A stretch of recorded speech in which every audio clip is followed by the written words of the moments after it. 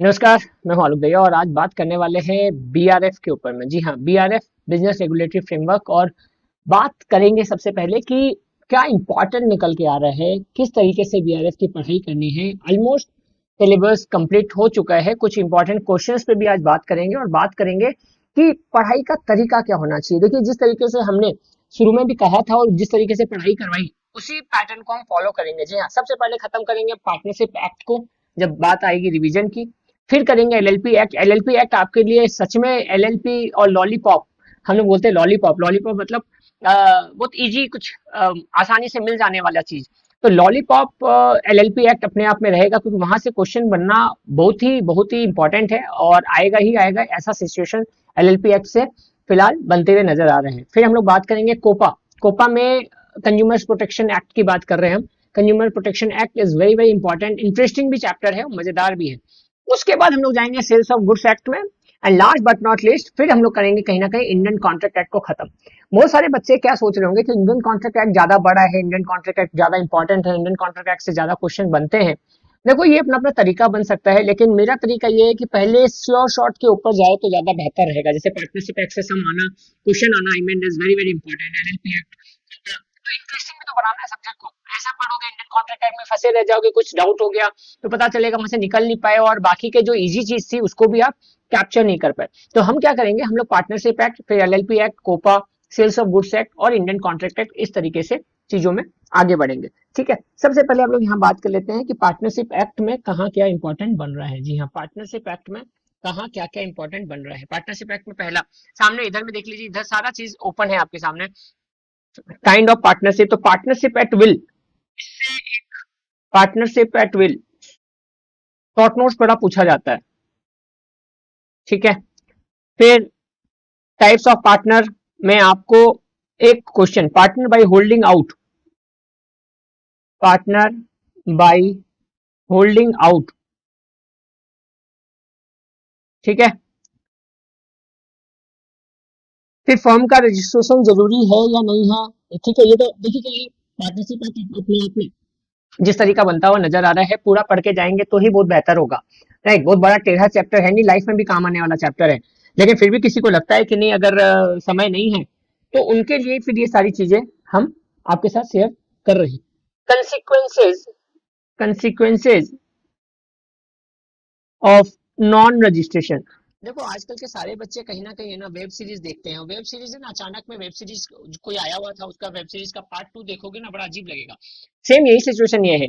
पूरा चैप्टर अगर तुम पढ़ाई करते जाओगे तो तुमको भारी नहीं लगेगा, लेकिन अगर अचानक में तुम बोलोगे मेरे को सीधा कंसिक्वेंसेज ऑफ नॉन रजिस्ट्रेशन पढ़ना है, तो हो सकता है आपको भारी लगना शुरू करे। राइट, तो कंसिक्वेंसेज ऑफ नॉन रजिस्ट्रेशन, ये इंपॉर्टेंट चीजों पे बात कर रहा है जो इसका एग्जाम में आने का बहुत बहुत चांसेस बनता है।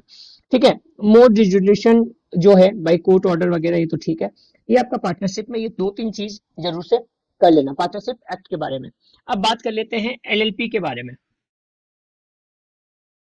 पूरा पूरा पूरा पूरा, बट उसमें भी की फीचर्स ज्यादा इंपॉर्टेंट। की फीचर्स में सबसे ज्यादा मजेदार पार्ट क्या है ना, कि एलएलपी का मजा यही है कि इसमें पार्टनरशिप का भी फ्लेवर है और इसमें कंपनीज वाला भी फ्लेवर है। तो ये दोनों का फ्लेवर मिला के था, अगर याद होगा तो। ठीक है, तो LLP as a body corporate, इसमें क्या सेपरेट लीगल एंटिटी, तो ये म्यूचुअल एजेंसी वाली चीज कहीं ना कहीं इंपॉर्टेंट है। अच्छा, एक पॉइंट इस पे क्वेश्चन 4 पे देखना, इसमें पार्टनरशिप में घुमा फिरा के पूछ सकता है, कोई बड़ा बात नहीं है।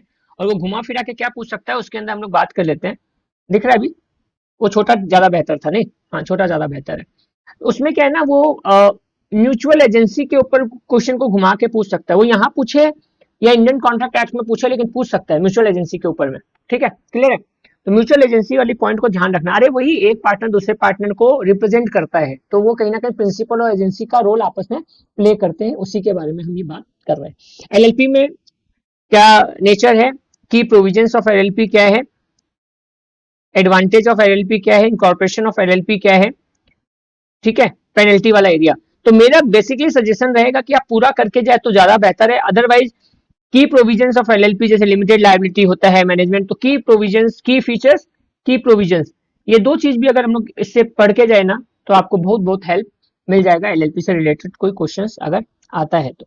ठीक है, कंज्यूमर्स प्रोटेक्शन एक्ट पे चले जाते हैं अब सीधा। कोपा बोलते हैं हम इसको शॉर्ट में, कोपा, कंज्यूमर्स का सीओ और प्रोटेक्शन का पी और एक्ट का ए, कोपा बोलते हैं। तो कोपा में क्या है, ऑब्जेक्टिव्स क्या है, यहां से क्वेश्चन बनता है। ठीक है। नंबर टू, डेफिनेशन जरूर पूछेगा। और कैसे पूछेगा मालूम है, कोई 6-8 मार्क्स का क्वेश्चन पूछा, उसके साथ 2 मार्क्स का ये क्वेश्चन दे दिया, तो ये 2-4 मार्क्स छूटते छूटते ना 10-15 मार्क्स का क्वेश्चन छूट जाता है, तो इसको हल्के में मत लेना, डेफिनेशन करके जाना। खासकर डेफिनेशन में भी सबसे इंपॉर्टेंट पता है क्या है, ये वाला एरिया जरूर कर लेना बहुत अच्छे से। Consumer protection council, consumer protection council, ये ज्यादा बढ़िया से करना, ये वाला एरिया। जुरिक्शन ऑफ कंज्यूमर्स, कितना कितना केस में कितने कितने रुपए का केस के लिए कहाँ कहाँ जा सकते हैं, इस चीज के ऊपर ध्यान ज्यादा रखना। And last but not list, how to complain. खाली एग्जाम के लिए भी मत जाओ, इसको रियल लाइफ में भी यूज करोगे तो बहुत काम का पॉइंट है सारा। How to complain process works, कैसे आप कोपा में जा सकते हैं। ठीक है। ये आपका 3 चैप्टर कहीं ना कहीं इसमें अभी खत्म हो गया। अब हम जाएंगे सेल्स ऑफ गुड्स एक्ट में।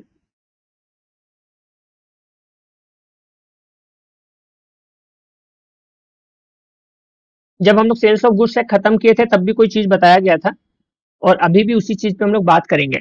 क्या सर? सबसे पहले क्या करना, सेल्स ऑफ गुड्स एक्ट, सबसे पहले क्या करना, डिफरेंसेस कंप्लीट कर लेना। डिफरेंसेस किसको कंप्लीट कर लेना, डिफरेंसेस को कंप्लीट कर लेना।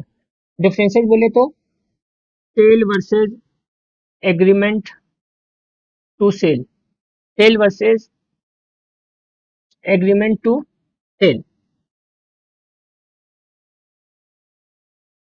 Conditions versus warranty, conditions versus warranty, conditions versus warranty. Sir और कोई डिफरेंसेस दिख रहा है क्या? देख रहे हैं तुम लोग के साथ ही, साथ साथ में पूरा चैप्टर पे बात करेंगे हम लोग।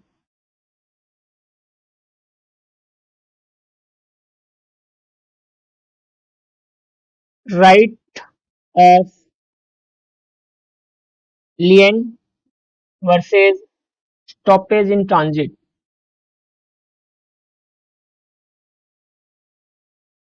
पक्का ये 3-4 में से 1-2 क्वेश्चन तो तुमको एग्जाम में कैच करने के लिए आराम से मिल जाएगा। ठीक है ना। डिफरेंसेस के बाद आ जाओ सबसे छोटा छोटा नोट्स में, इसी के नोट्स में,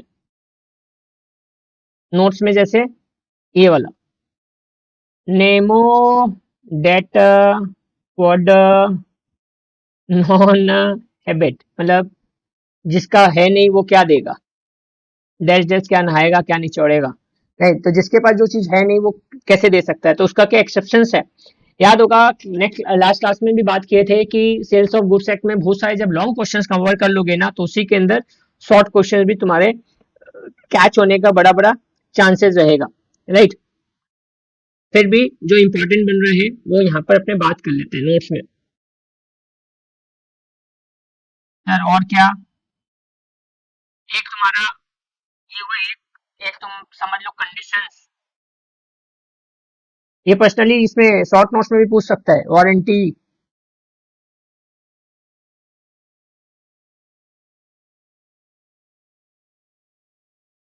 और सर, और तो तुमको अभी हमको वो बताना था इंपॉर्टेंट एक क्वेश्चन, ठीक है। नेक्स्ट में जाने को और नोट दिखेगा तो हम लोग बात करेंगे लॉन्ग क्वेश्चंस में। कैविएट एम्प्टर, पक्का पक्का पक्का आने वाला है, पक्का। शॉर्ट नोट्स में पूछे, लॉन्ग क्वेश्चन में पूछे, कहीं भी पूछे, किस तरीके से पूछे, doctrine of caveat emptor, let the buyer beware, उसका एक्सेप्शंस क्या है, कहाँ पे लागू नहीं होगा, कहाँ लागू होगा, ये सारा चीज को करके जाना है। 1 number. 2 number, right of stoppage वाला जो था, स्टॉपेज इन ट्रांजिट या राइट ऑफ लियन, इससे एक लंबा क्वेश्चन जो बनता है, बहुत जरूरी है।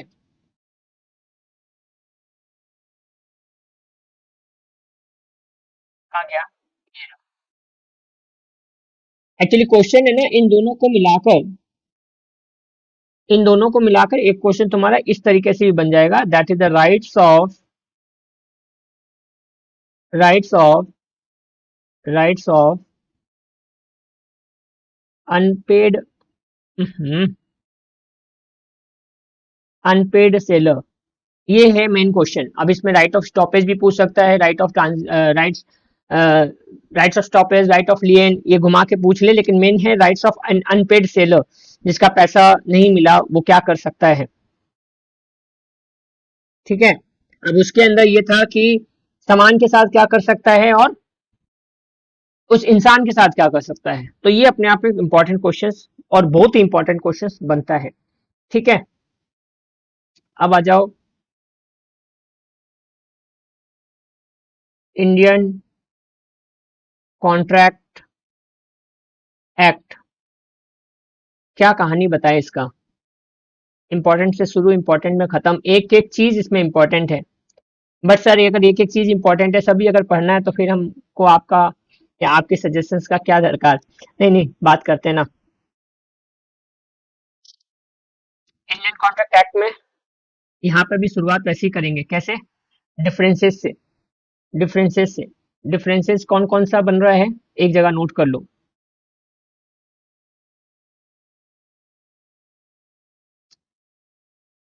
Agreement versus contract. ठीक है, agreement versus contract.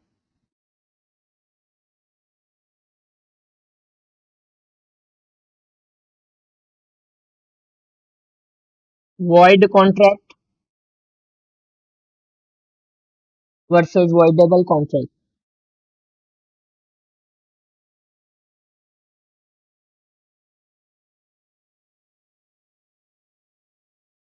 Void contract versus voidable contract. और कहाँ क्या डिफरेंसेस आ रहे हैं?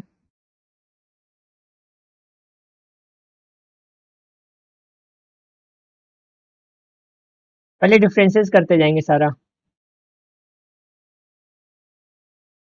सर और तो कहीं नहीं दिख रहा, हाँ आया ना, 3 नंबर है क्या? हाँ, contract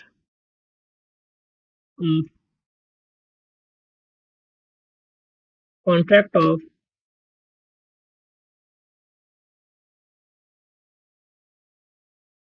indemnity versus contract of guarantee. बहुत लंबा डिफरेंसेस था, हम लोग क्लास में किए भी थे। अब बात अब हम लोग करेंगे, मेरे ख्याल से खत्म हो जाएगा यहाँ पे, और कुछ नहीं होगा, नोट्स पे बात करेंगे। शॉर्ट नोट्स वाला। शॉर्ट नोट्स में अगर हम लोग जाए,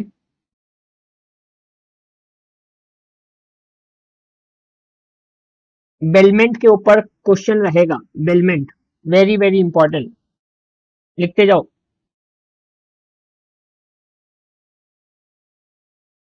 बेलमेंट, बेलर बेली कुछ भी घुमा फिरा कर क्वेश्चन रहेगा बेलमेंट। क्वाजी कॉन्ट्रैक्ट, बेलमेंट आज करने वाले हैं, क्वाजी कॉन्ट्रैक्ट भी आज करने वाले हैं। और सर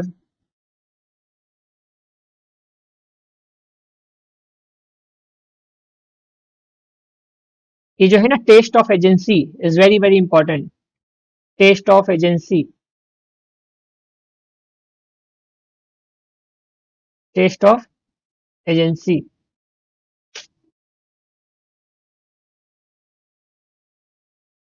तुम खुश रहे भाई, तुम मतलब मेरा ये टैब बड़ा कभी कभी ना दुख पहुंचा देता है। नंबर 4, ठीक है, टेस्ट ऑफ एजेंसी। बोला नहीं मेरे को इधर नहीं रहना, मेरे को उस साइड जाना है।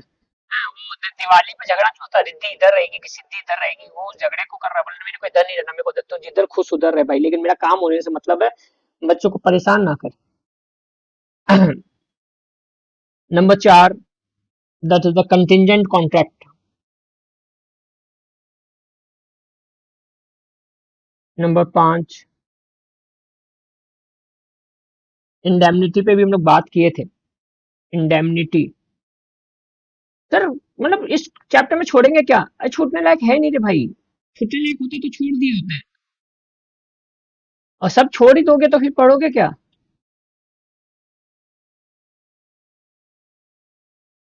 अच्छा, एक बार है ना लॉन्ग क्वेश्चन पे भी आ जाते हैं। 10 नंबर आ जाओ। लॉन्ग क्वेश्चंस तो बहुत छोटा हो गया। ठीक है, अभी लॉन्ग क्वेश्चंस। पहला, essentials of a valid contract.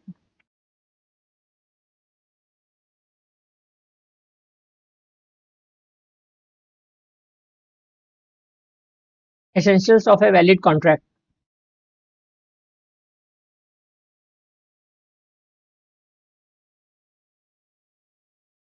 Breach of contract and it's remedies.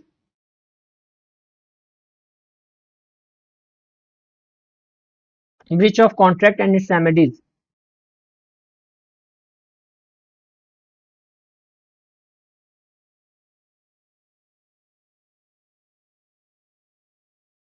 Last class में भी बोले थे इंजेक्शन और क्वांटम मेरिट, ये नोट्स में जाएगा। इंजेक्शन, सातवां था क्वांटम मेरिट।